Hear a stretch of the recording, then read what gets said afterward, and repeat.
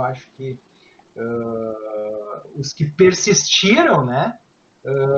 Depois da tempestade vem a bonança, né? Acho que vão colher os frutos aí. Bueno, a Fabíola está entrando também. Vamos lá. Boa noite, Fabíola.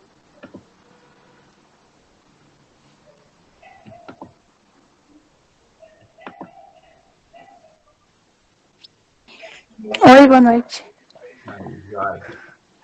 Vamos lá. Vou abrir o plano de ensino para nós olharmos ele aqui em termos de datas, tá? Vamos lá. Hoje estamos, então, no dia 19 de junho, tá?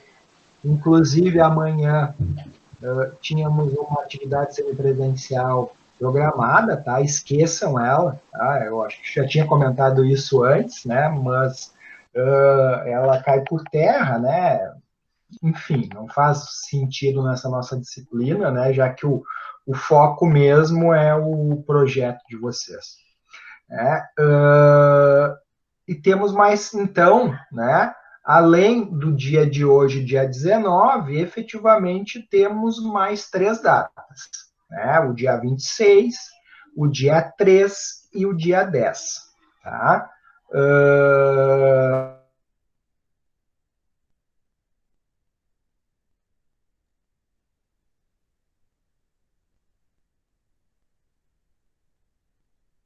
Já vai marcar agora, então, pessoal, o dia 3 de julho como a data final da apresentação, da entrega, me desculpem, né? Vocês entregam o projeto de vocês finalizado no dia 3 de julho, tá? Então, vamos ter aí mais 2 semanas, tá? Para finalizar o projeto. Aí, a minha ideia é corrigir no próprio final de semana. E aqueles que, porventura, não cheguem à nota 6, que é a nota mínima, provavelmente aí eu peça algumas alterações para me entregar, né? Não no dia 10, mas provavelmente no dia 12, que vai ser um domingo, né? E aí na segunda eu finalizo a turma, né? No diário eletrônico e fecho as notas. Certo? Tranquilo para vocês? Pelo menos para vocês que estão ao vivo? Tranquilo. Beleza. Pessoal, eu estou muito honesto com vocês, tá? O pior, eu diria que já passou, tá? Claro, eu ainda vou corrigir essa etapa que vocês me entregaram até ontem, né? Não vou conseguir olhar ainda no final de semana, tá? Porque no final de semana agora eu tenho que ler já. Eu estou com 5 trabalhos de conclusão impressos para fazer a leitura nesse final de semana, porque eu preciso liberar os alunos para a banca ou não, né? Então, eu preciso ler esses 5 trabalhos, e aí não vou conseguir ler a metodologia de vocês nesse final de semana, mas ao longo da semana, início da semana, segunda, terça-feira, eu já devo dar algum feedback para vocês em termos de alterações, certo? Que possam vir a ter, tá? E claro, eventualmente, né, se alguém tinha alguma pendência de referencial teórico também, eu já vou olhar aí. Então, meus caros, definindo então que dia 3 de julho é a última etapa, agora vamos para os últimos itens, então, que faltam, né? Faltam um pedacinho pequeno da metodologia ainda que tem que ser finalizado. E falta também vocês desenvolverem, né? Deixa eu ver aqui de todas as etapas. Falta vocês desenvolverem. Vamos lá, problema, objetivos, metodologia, falta vocês desenvolverem um resumo, as palavras-chave também, né? E fazer uma breve introdução ao trabalho, mas vamos falando item a item, que daí fica mais fácil. Vamos lá. Deixa eu entrar aqui. Uma coisa que eu queria comentar, né, pessoal? Acho que foi na conversa que eu tive com o Daniel ou o Matheus, agora não me recordo. Eu disponibilizei uma página aqui do livro da Sylvia Rush sobre os tipos de projetos em administração, né? Que eram esses tipos aqui, né? Pesquisa aplicada, avaliação de resultados, avaliação formativa, proposição de planos ou pesquisa diagnóstico, né? Essa era a primeira classificação que vocês tinham que fazer, né, no encaminhamento metodológico. Se o TCC de vocês era uma pesquisa aplicada, né, se era uma avaliação de resultados, uma avaliação formativa, uma proposição de planos ou uma pesquisa diagnóstico, né? Então, essas eram as opções possíveis, né? E ali eu até já deixei, né, o formato da citação pronto, né? Bastava vocês copiarem e colarem isso aí lá nas referências ao final do trabalho de vocês, tá? Isso é um item importante que vai no trabalho. Alguns já vinham organizando isso, outros não me apresentaram, né? Um dos itens finais do trabalho é justamente apresentar toda a lista de referências consultadas, certo? Bueno, vamos acessar aqui o manual, né, justamente para ver as etapas, então, que estão faltando agora nós finalizarmos o TCC.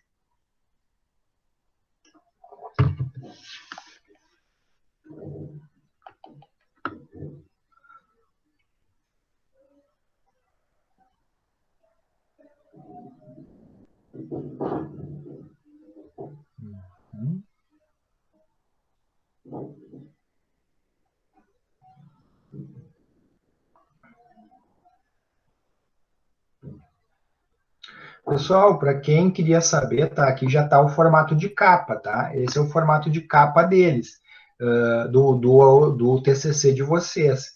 E ele não é uma capa convencional, né? Onde só tem ali o nome do autor, não.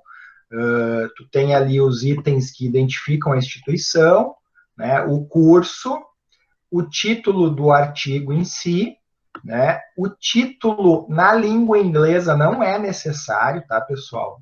Isso aqui não foi atualizado no manual, tá? Na ABNT atual é dispensado o título na língua inglesa, tá? Assim como, por consequência, é dispensado o uso do abstract e das keywords, né? Que seriam o resumo e as palavras-chave em inglês, tá? Vocês só necessitam desenvolver o resumo, né, e as palavras-chave, tá? O que é o resumo? Basicamente, esse manual aqui ele explica muito bem, tá? O resumo deve ser um parágrafo único, né, de 10 a 20 linhas, tá? Aqui não diz, tá, pessoal, mas é de até 500 palavras, tá? Eu até sugiro algo em torno de 200 a 300 palavras no máximo, tá?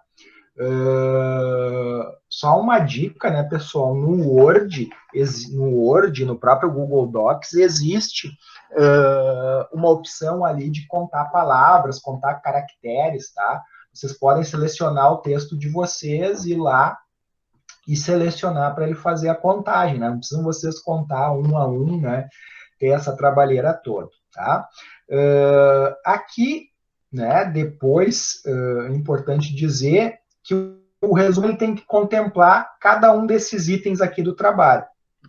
O objetivo geral, a metodologia empregada, a importância do trabalho e, por fim, os resultados esperados, tá? No caso de vocês, é os resultados esperados, não é os resultados alcançados, porque vocês não finalizaram a pesquisa, tá? Então, o que vocês imaginam encontrar de resultados com a pesquisa de vocês, certo? Uma coisa que aqui também não diz, e aí eu acrescento a vocês, tá, pessoal? Basicamente, tá? Uma frase para cada um desses itens, né? Então, o presente trabalho, né, tem a finalidade de, né, Aí vocês vão descrever a finalidade, o objetivo geral do trabalho de vocês, né? Ponto. Para tanto, a metodologia empregada foi, né? Aí vocês vão descrever a metodologia que vocês utilizaram. Descrevendo a metodologia, ponto de novo. E aí depois vocês vão continuar. A importância da presente pesquisa ou a relevância da presente pesquisa se dá no momento em que aí vocês podem pegar elementos que vocês colocaram lá na justificativa de vocês, né? Porque na justificativa a gente nada mais faz do que dar ênfase à relevância do nosso trabalho, né? E aí, por fim, os resultados que vocês esperam alcançar, né, a partir dessa pesquisa, né? Vamos pegar o exemplo do Daniel. Eu imagino que, por exemplo, um dos resultados que o Daniel espera alcançar, né, é uma maior conscientização das pessoas em relação a um investimento no mercado de capitais, por exemplo, né? Então, pode ser algo nessa linha, assim, né? O que vocês pretendem deixar de legado, vamos dizer assim, com esse trabalho, né? E as palavras-chave nada mais são do que 3 palavras, né, ou expressões que vão representar a essência do trabalho de vocês, separados por ponto final.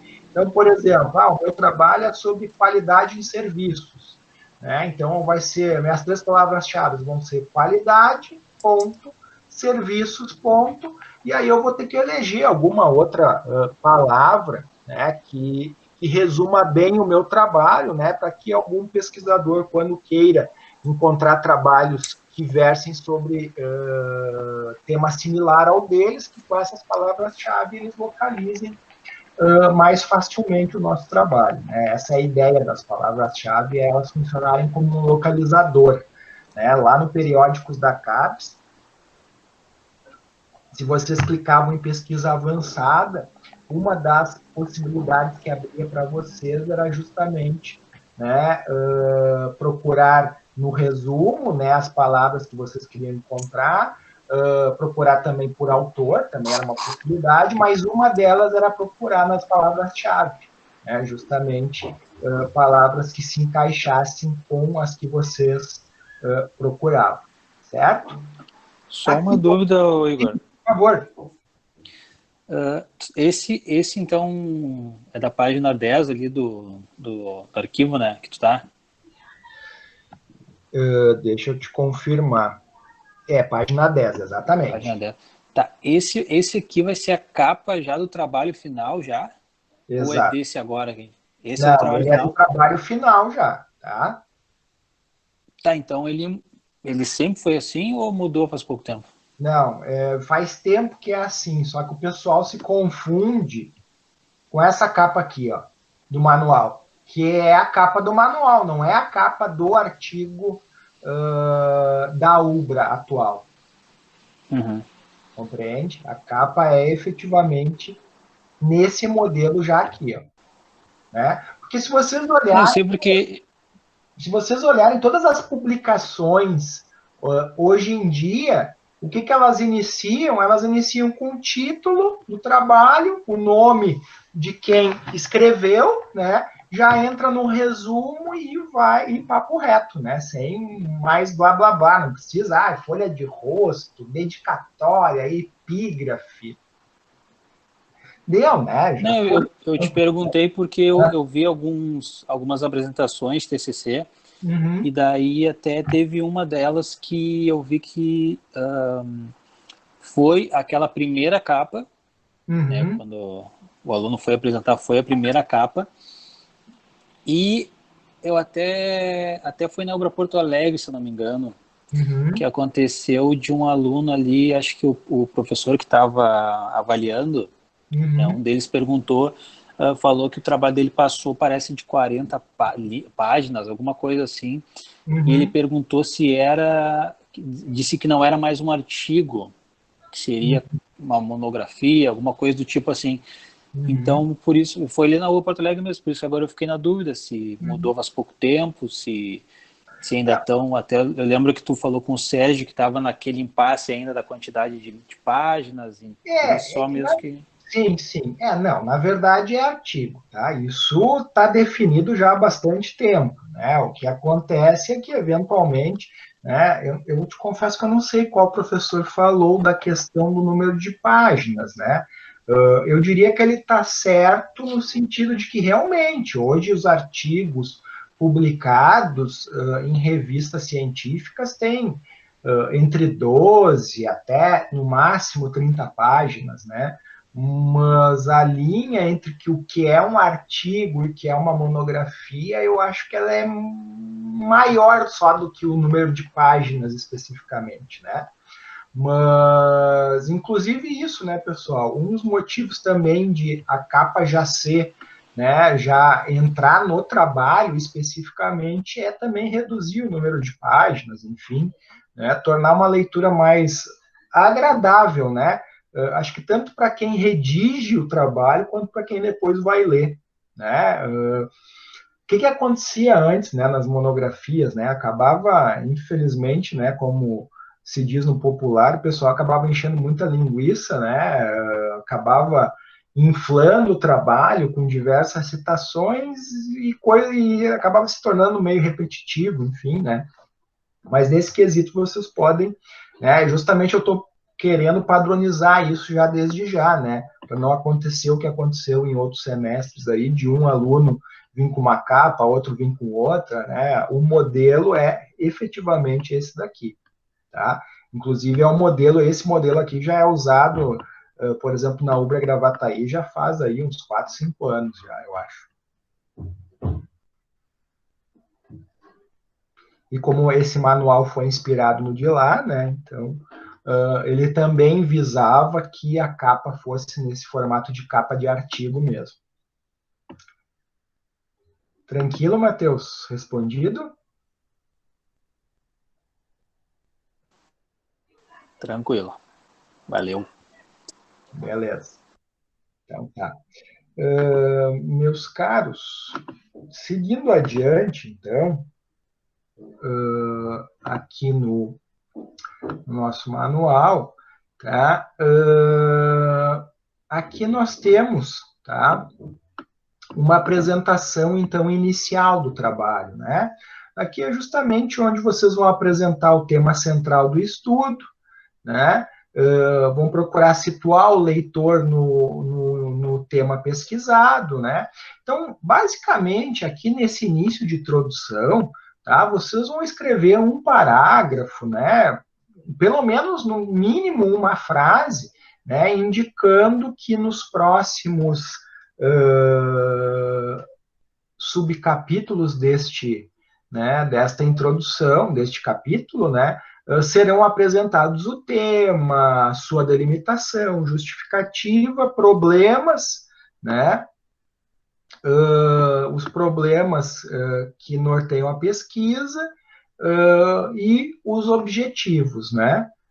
Diferente do que está aqui, né? Só a ordem aqui é justificativa por último, né? No lugar da justificativa é o objetivo, depois,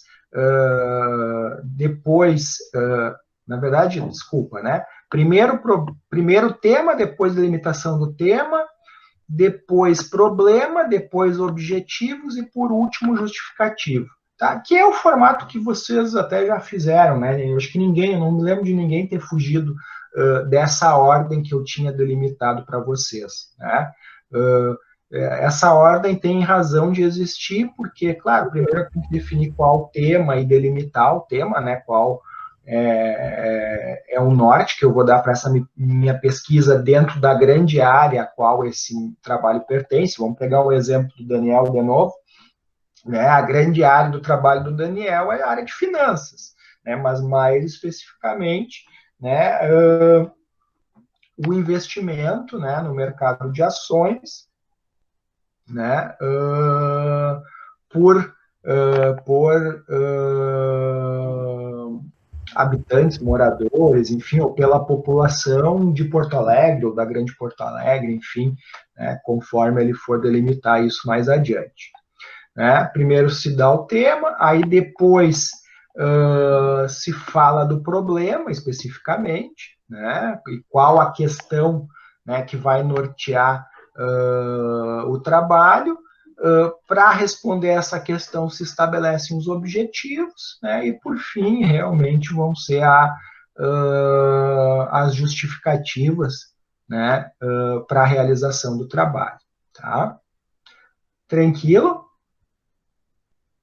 Tá ok.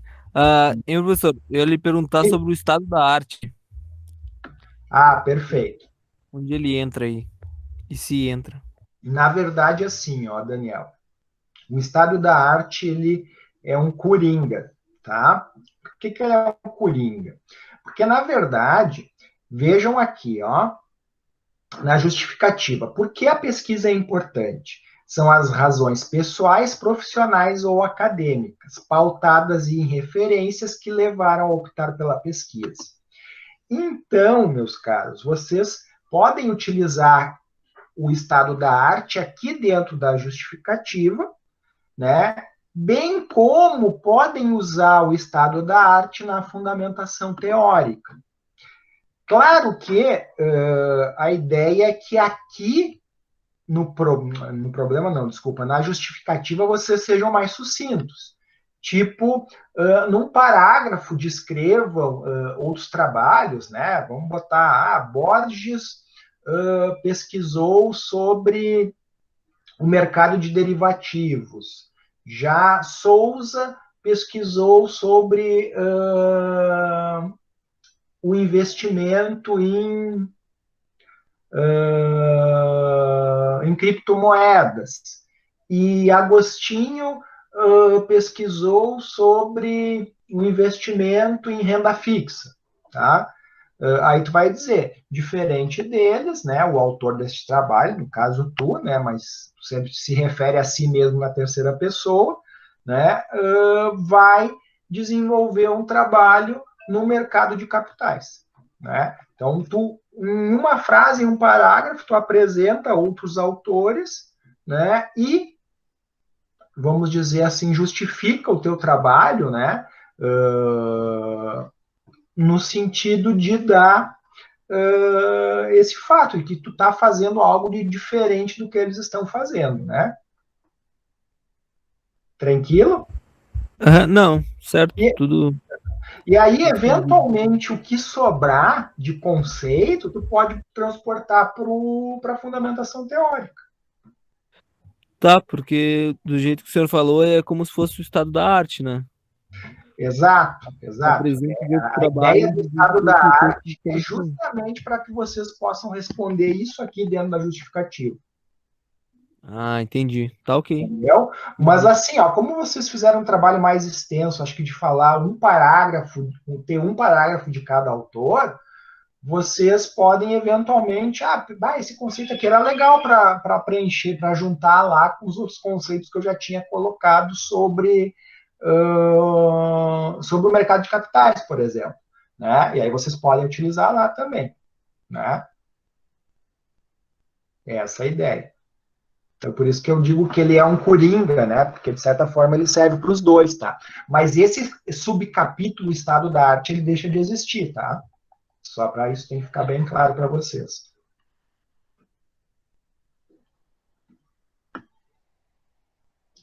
Tranquilo? Bom, fundamentação teórica, né? Vocês já fizeram.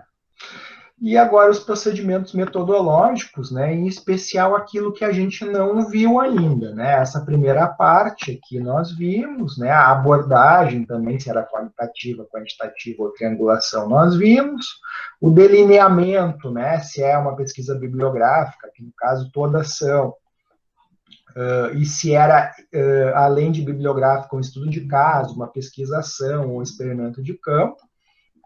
Nós vimos também a questão de ser exploratória ou descritiva, vimos também. E aí, justamente, paramos, né, na definição da área ou população-alvo do estudo, né, que foi, inclusive, o que nós conversamos essa semana, né, Daniel e Matheus, que foi justamente essa definição aqui, né, onde vai se definir e delimitar o objeto da análise de vocês. Tá? Vamos supor que o trabalho de vocês seja um estudo de caso, como é trabalho do Matheus, que é no CIEE, né? Vocês vão delimitar, então, né, entre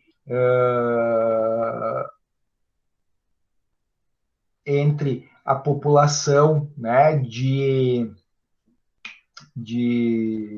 não é estágio de menores aprendizes, né, quais vão ser alvos da pesquisa, né, vão formar a população da qual vocês vão ter que tirar uma amostra, né. No caso do Daniel, né, eram aqueles que estariam ativos no programa, né, Daniel, me corrija se eu estiver enganado, né, que ele contabilizou lá algo em torno de 1.600, né, e calculou que, né, a amostra dele teria que ser algo em torno de 200. Tá, pessoal? Eu vou mostrar aqui para quem vai fazer... Oi? Essa é do Matheus. Do Matheus, né? Do Matheus, desculpa, perdão. Eu vou colocar aqui na tela, né, o que eu comentei com os guris até aquele dia, para que vocês possam ver, né, e depois também o pessoal que nos assistir offline também consiga ver. Tá?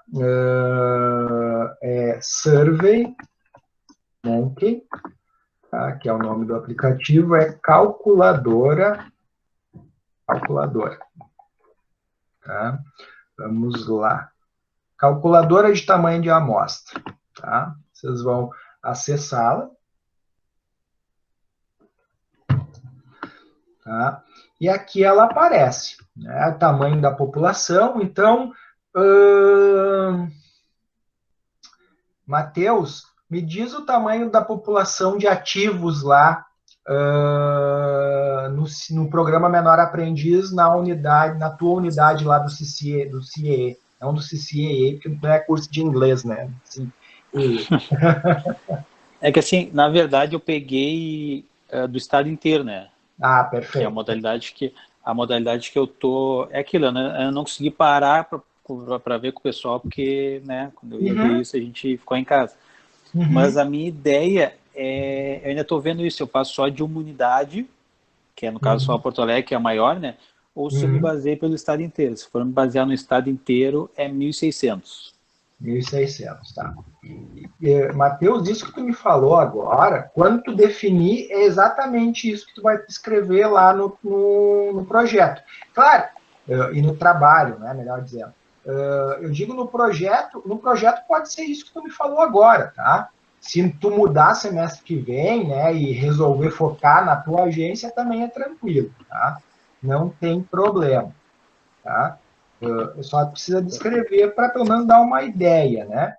Pessoal, preenchendo, né, com o tamanho da população, no caso que o Matheus me passou, 1.600, mais esse grau de confiança de 95% e margem de erro de 5%, ele dá uma amostra de 310. Vejam que ele já calcula automático, tá? Existe uma possibilidade também, pessoal, é que nas ciências sociais, tá, a gente pode ampliar um pouquinho aqui, né, diminuir um pouquinho o grau de confiança e a margem de erro, tá?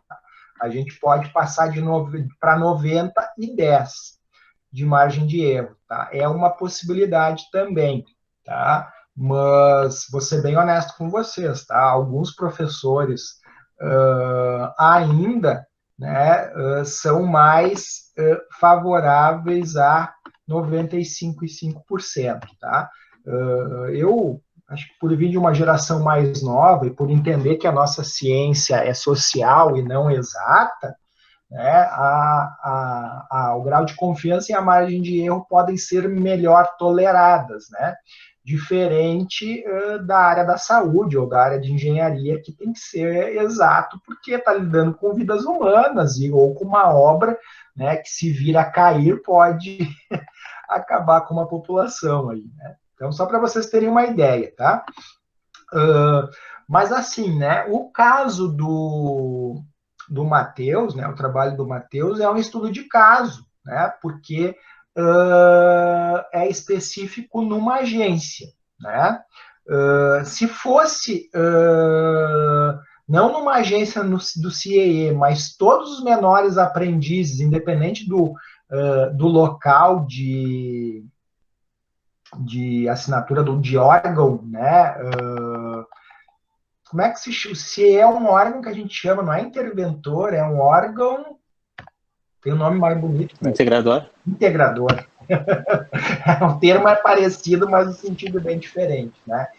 Que fosse por qualquer integrador, por qualquer agente integrador, aí a população possivelmente seria bem maior, né? Vamos dizer que no estado todo devem estar ativos aí, pelo menos aí, sei lá, apesar que o CIE acho que é o maior agente integrador, né? Mas vamos botar aí que fosse 3 mil, tá? Vejam que não... É que assim, especificamente nesse caso, aquilo que eu vou pegar é uma modalidade que a gente chama lá, que é a modalidade CIE empregador. Que no caso, que é bem onde eu trabalho ali, que no caso são todos os aprendizes que o CIE assina a carteira.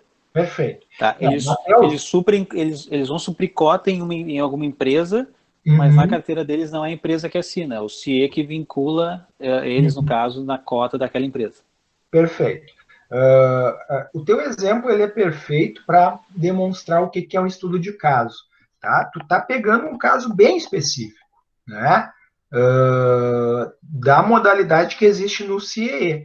Mas o que eu quero mostrar agora é que, eventualmente, um outro aluno poderia fazer sobre qualquer... poderia fazer sobre o programa Menor Aprendiz, mas menor aprendiz de qualquer agente integrador ou, né, sem se preocupar efetivamente com quem está viabilizando a integração empresa, né, e menor aprendiz, né.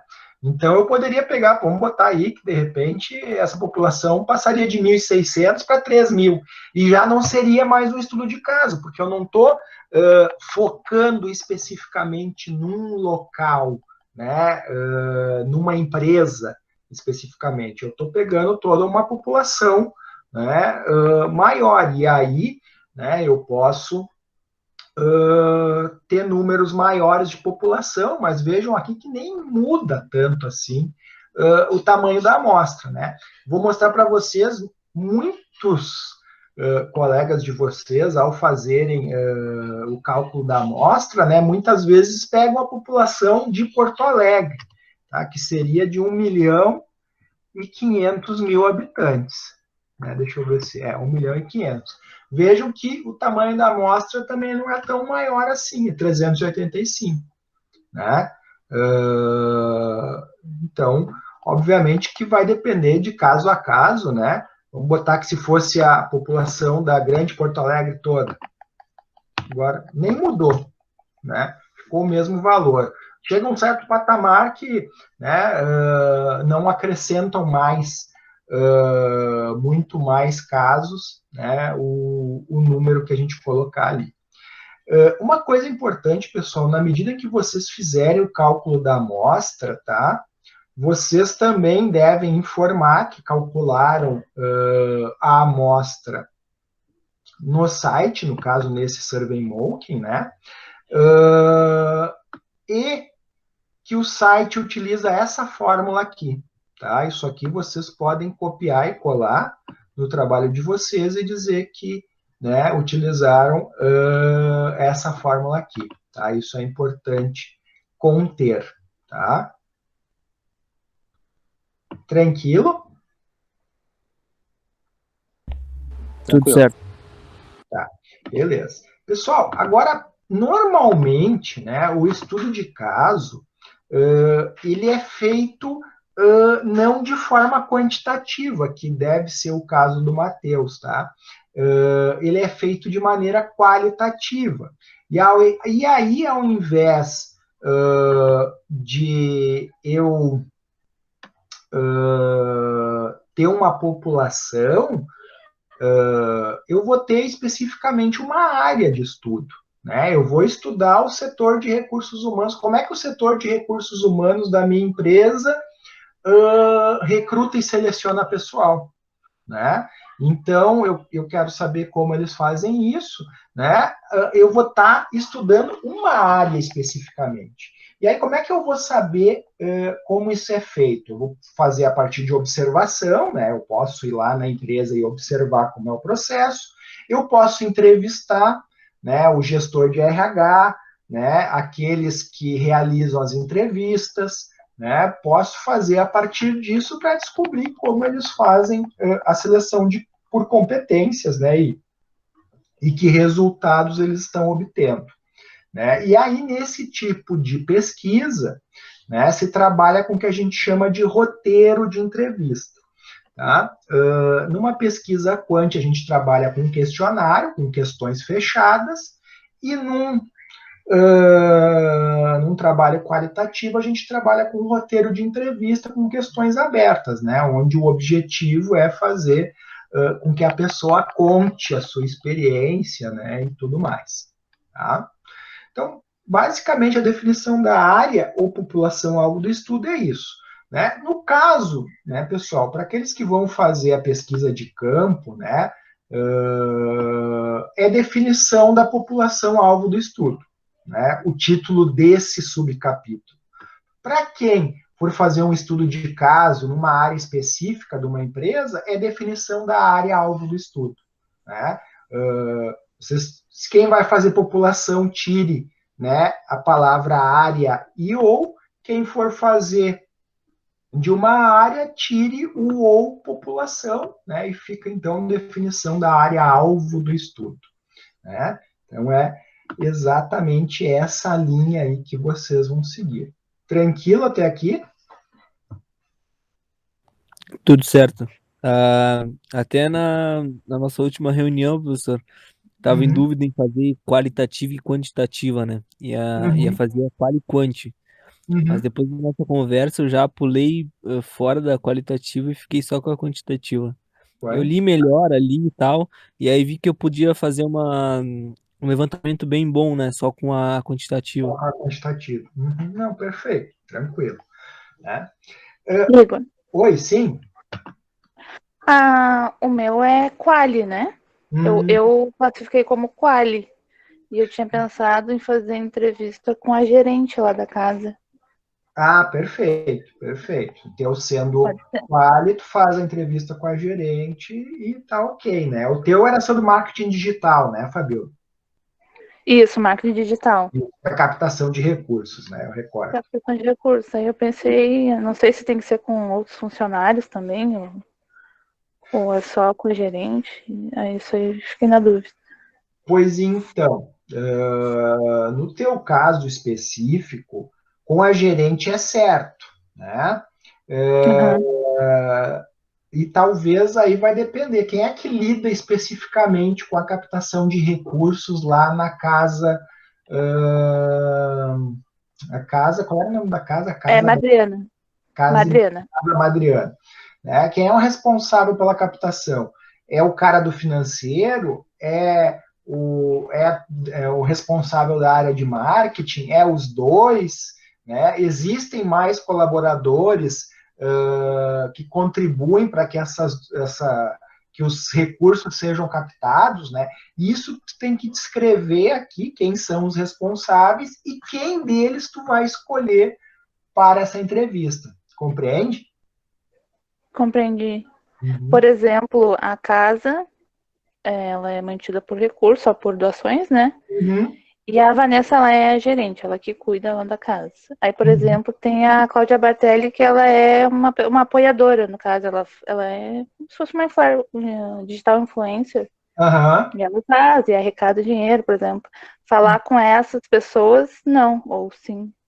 Pode falar, porque a ideia, inclusive, é que se tu conseguir falar com mais pessoas que interagem com teu assunto de pesquisa, inclusive tu pode encontrar convergência nessa fala delas como divergências. Daqui a pouco, por exemplo, uma delas, de repente, entende que a Casa Madriana usa de forma ainda muito incipiente o marketing digital, enquanto que, de repente, a outra acha que está gastando demais com isso, inclusive. entende? Aí tu consegue fazer esses contrapontos, é bem legal. Quanto mais pessoas do mesmo ambiente tu conseguir entrevistar, melhor, né? Ah, tá. E tem um número X de pessoas para ser entrevistada ou... Não, nesse caso, não. Não. Não, Tá, no caso do quali, não. Porque daí a diferença do quali e do quant é que o quant tu precisa de quantidade para respaldar as tuas afirmações. Já o quali, tu precisa de qualidade de informações para gerar hipóteses de pesquisa quantitativas. Essa é a ideia. E essa entrevista já é para a gente entregar até dia 3. Não. Isso aí é lá pro TCC2. Tá, só para por enquanto classificar. Não, senão todo mundo arranca meus cabelos agora, não os teus e os meus. É que tu ainda não corrigiu a parte lá do que a gente entregou ontem, né? Não. Ah, tá. Eu até... Eu vou corrigir, eu falei no início aqui, eu acho que até terça, no mais tardar quarta, eu quero corrigir isso. Esse final de semana eu estou todo envolvido com o trabalho de conclusão 2, eu tenho 5 para ler e corrigir, para autorizar os alunos fazerem os últimos ajustes e entregar até a sexta-feira que vem, né? Ou no mais tardar até segunda, conforme o camp tem uma data diferente, tem uns que tem que entregar na sexta e outros que tem que entregar na segunda. Ah, tá. Não, tudo bem. Eu até escrevi lá, porque a minha ficou incompleto essa parte, porque eu não... Mas eu vi que ela me ajuda depois tu olha. Agora vocês vão ter mais 2 semanas para finalizar toda essa parte da metodologia, né? E elaborar ali o resumo, ali uma frase de introdução ao trabalho, né? E aí efetivamente fazer a entrega dele. Até o dia 3 ficou, tá, Fabiola? Daí para fazer essa última entrega. Então tá, tudo certo. Beleza. Então, voltando aqui, né, pessoal, aí o plano de amostragem, tá? Aquilo que eu falei para vocês, tá, pessoal, antes sobre o cálculo da amostra, do SurveyMonkey e tal, vocês coloquem aqui, tá? No caso da Fabiola, que vai fazer quali, aí isso aqui, na verdade, esse item aqui, plano de amostragem, ele cai fora, tá? Porque, na verdade, tu não vai trabalhar com uma amostra, né? Tu vai trabalhar com um público específico, né? Então ele sai. Tá? Aí depois no 3.4.1, né? Pesquisa qualitativa seria descrever como foi selecionada a população-alvo, né? Então, por que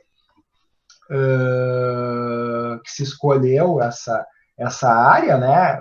No caso, vamos pegar o exemplo da Fabiola, né? Porque a área de captação de recursos é crítica para a Casa Madriana, uma vez que a casa depende justamente das doações, né? Então é um ponto importante aí de análise, né? E na pesquisa quantitativa, né? Aqui daí se tem a questão de cálculo, né? Definir procedimento amostral, probabilístico ou não probabilístico, né? No caso de vocês é probabilístico, né? A gente está trabalhando dessa forma, né? Aqui é só uma definição de um e de outro, tá? Isso aqui não precisa gerar um subtítulo, tá? Fiquem tranquilos, né? O cálculo da amostra aqui também cai fora, tá? Isso não precisa ir, porque vocês já fazem lá acima, tá? E aqui na coleta dos dados e na análise, tá? É a forma que vocês farão isso, tá? No caso, a Fabiola, ela vai entrevistar pessoalmente, né? Ela vai fazer por telefone, por correio, vai fazer por videoconferência, né? Como é que ela vai fazer a entrevista? E no caso do Matheus e do Daniel, vão aplicar questionários, né, impressos de forma pessoal, vão enviar por e-mail questionários online, né, no Google Formulários ou no próprio SurveyMonkey, ou vão fazer observação direta, né, do problema de pesquisa, enfim, né, qual o método que vocês utilizaram para o contato com aquele problema de pesquisa que vocês estabeleceram.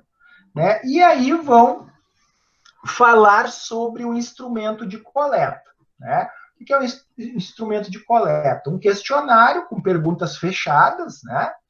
Ou uma entrevista com perguntas abertas, né? Vou mostrar para vocês, tá? Os dois modelos aqui. Deixa eu pegar aqui, entrar no meu e-mail, aliás, é no meu e-mail mesmo que eu quero entrar.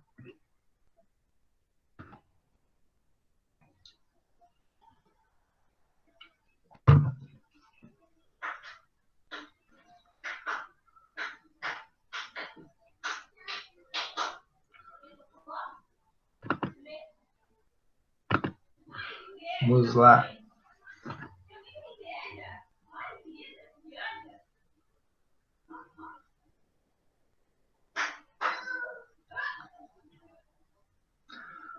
Vamos lá. Deixa eu entrar no meu Drive aqui.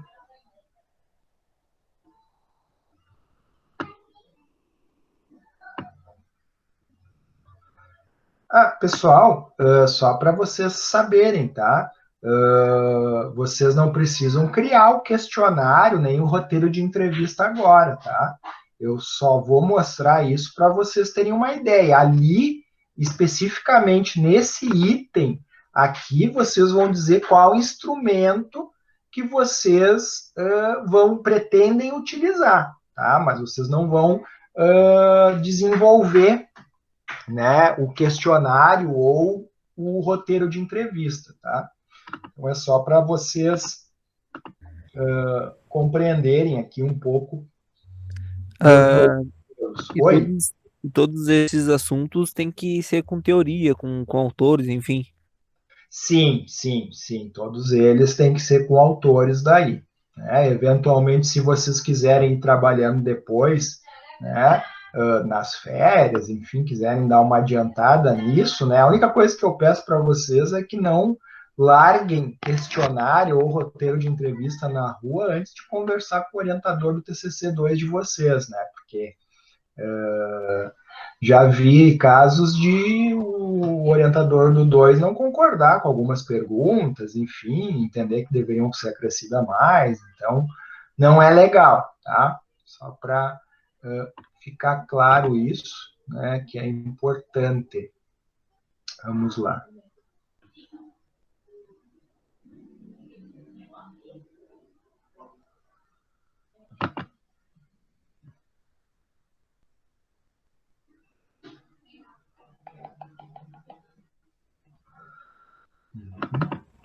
Uma dúvida, professor. Sim. Sobre o orientador, né, no TCC2. Precisa ser alguém da área que a gente vai falar, do assunto, enfim? Existe uma certa preferência nesse sentido, tá, Daniel? Mas não é obrigatório, tá? Não é obrigatório, porque, de fato, né, pessoal, o grande calcanhar de Aquiles de um trabalho é o método que foi utilizado, né? Bibliografia que foi utilizada, enfim, são coisas mais discutíveis, assim, mais subjetivas. Agora, o método é aquilo que, independente de qual área é o avaliador ou o professor orientador, é onde que realmente, vamos dizer assim, pega a questão dos trabalhos em si, né?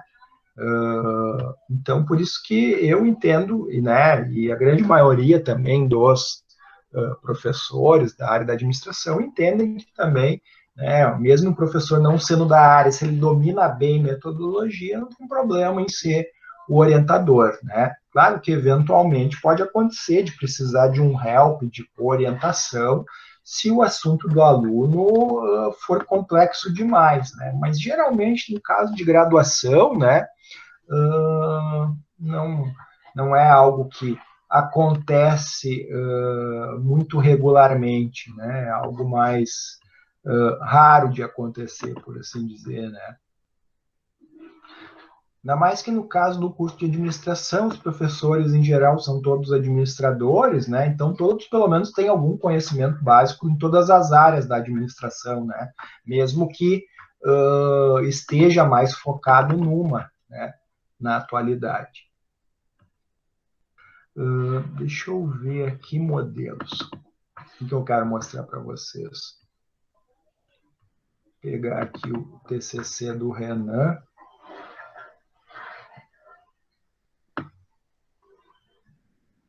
Vou botar lá para o final para vocês já verem as referências. Então, o questionário está aqui nos anexos. Vejam aqui um modelo de questionário, né? Aqui ele tem o cabeçalho ali, né? E aí as perguntas todas fechadas: gênero, idade, estado civil, filhos, escolaridade, faixa salarial, né? No caso aqui, o time para o qual torcia era em razão do trabalho dele ser especificamente sobre marketing esportivo, né? A frequência que acompanhava o time, né? Desde nunca até sempre, né? Sempre na escala Likert aqui, com 5 opções, né? Também marca o quão importante é o futebol na sua vida, né, o quanto é identificado com o clube, né, e depois, né, pessoal, as questões, né, de nível de concordância, né, considera alto o valor da mensalidade cobrado pelo seu clube, aí desde o discordo totalmente até o concordo totalmente, né, e aí as demais perguntas aqui, né, no caso do questionário dele, haviam 32. Né? Imagina se um questionário de tamanho bom, algo com entre 25 a 30 perguntas, tá? Já o roteiro de entrevista, eu vou pegar aqui o TCC do Isaac, né, para vocês verem. Também era sobre o tema de marketing esportivo, né? E aqui as perguntas que ele fez, vamos lá.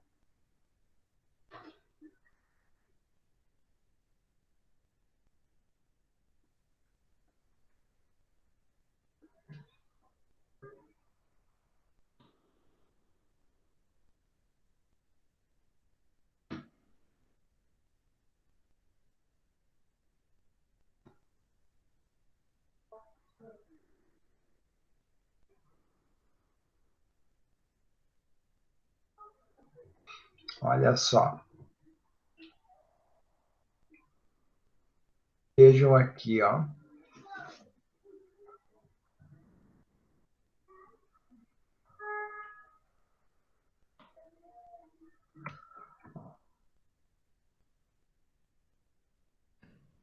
Ó, pessoal, vejam as perguntas, por exemplo, que ele faz. Aí, o que o futebol representa para os brasileiros? Né? E vejam aqui que ele cita as respostas de cada um dos respondentes, né? Qual o significado que o futebol tem na sua vida, né? E todos eles em formato, né, descritivo, né? Não simplesmente com frequências, né, depois a serem analisados. Então, esses são os dois modelos aí para vocês terem uma noção do que os aguarda, né? Depois na elaboração do roteiro de entrevista e na elaboração do roteiro, aliás, do questionário em si. Né? Bueno, seguimos adiante. Né? Depois, né? Aqui é só colocando os tipos de questões fechadas e os tipos de questões abertas, tá?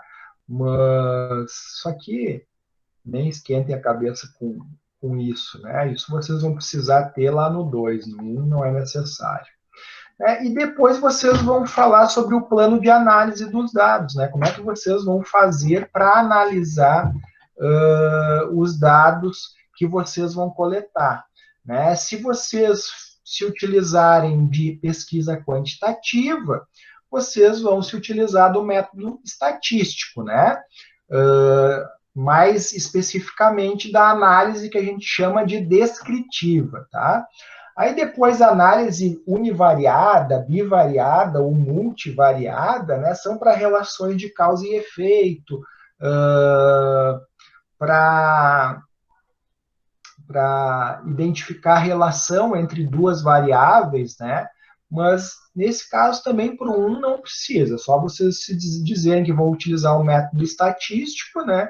E análise descritiva para quem for fazer o trabalho quantitativo. Para quem seguir a linha da pesquisa qualitativa, vai trabalhar com análise de conteúdo, né, para a sua pesquisa, tá? Aqui, pessoal, é interessante fazer citação de autor, né? Pegar algum dos autores, aqueles que estão disponíveis lá na plataforma aula, né? E falar, no trabalho as análises serão feitas de acordo com a técnica de análise de conteúdo de Bardan 2011, por exemplo, que afirma que a análise de conteúdo consiste em classificar as respostas em categorias de análise, por exemplo, né? Aqui na questão de descrever os procedimentos adotados, isso aqui é para o TCC2, tá, pessoal? Fiquem bem tranquilos em relação a isso, tá? Porque, de fato, lá no 2 que vocês vão ter que dizer de que período até que período foi aplicada as entrevistas ou foram disponibilizados os questionários, né? E vão se preocupar aqui com todas essas outras respostas, certo? Pessoal, e aí, né, nós já pulamos direto para o item de referências, né, onde vocês vão citar todas as referências que vocês utilizaram ao longo do trabalho, seja no capítulo de referencial teórico, seja no próprio capítulo de metodologia, ou até mesmo lá no capítulo de introdução, vocês vão fazer a listagem aqui, tá? Pessoal, uma questão importante, tá? Sobre a questão das referências, né? Tanto das referências citadas ao longo do trabalho, quanto das referências citadas lá no final, tá? Eu vou abrir de novo aqui a sala, e aí eu quero mostrar para vocês um itemzinho aqui bem importante sobre isso, né? E sobre a entrega final, então, do projeto, né? Deixa eu ver aqui.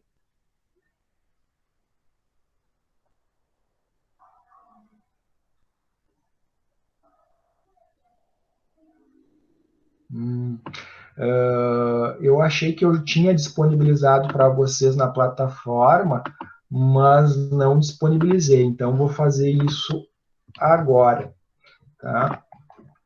No site da Ubra, tá? Na biblioteca, mais especificamente, no site da biblioteca, tem as normas da ABNT de forma resumida, tá? Então, vocês podem se guiar por ali para formatar o trabalho de vocês, tá? Não precisa mandar para alguém formatar, tá? No TCC1 eu não vou exigir que o trabalho esteja perfeitamente formatado, tá?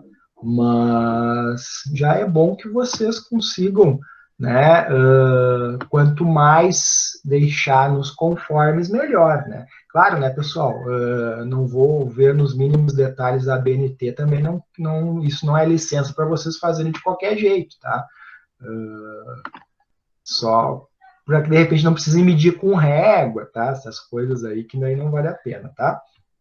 Entra no site da biblioteca, então, né? Aí em sistemas de bibliotecas vai entrar nessa página aqui, né? E aqui tem as normas da ABNT, né? E aí, entre outras coisas, né? As normas aqui vão apresentar como se aqui dá o tamanho da fonte, né?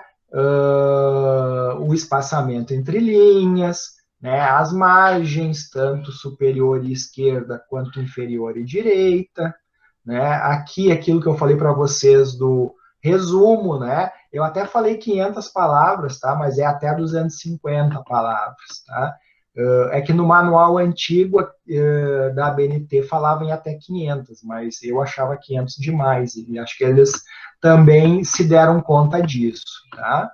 Questão da numeração dos capítulos, né, as ilustrações, né, como elas devem ser citadas, então quadro, né, citado antes da figura em si, né, e a fonte logo na sequência, né, que mais? Importante dizer, né, pessoal, quadros são fechados dos lados e para referências qualitativas, né, enquanto que tabelas são para dados estatísticos e numéricos, né, e são abertas aqui nas laterais, percebe? Aqui também apresenta a diferença de apêndice e anexo, né? O apêndice, aquele documento elaborado pelo autor do trabalho, e os anexos, aqueles que não são numerados, né? Vamos ver aqui os tipos de citação, direta, indireta, né? Tanto ao longo do texto, quanto na lista de referências, que é aquela listagem ao final, né? Então, vejam aqui, ó, o Rui Barbosa, né, e o Rubem Alves aqui sendo citados, né? Então, vamos mais adiante.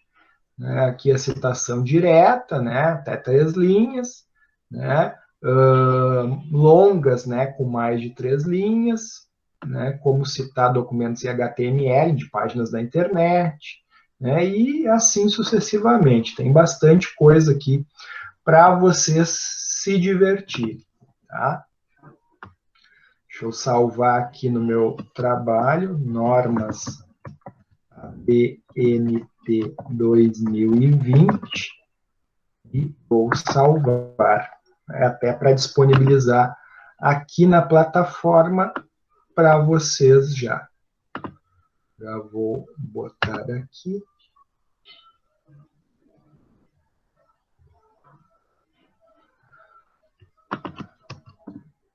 Vamos lá, normas ABNT 2020.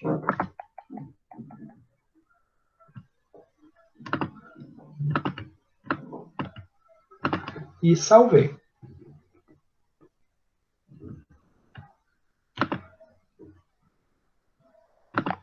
Pessoal, dúvidas, questões?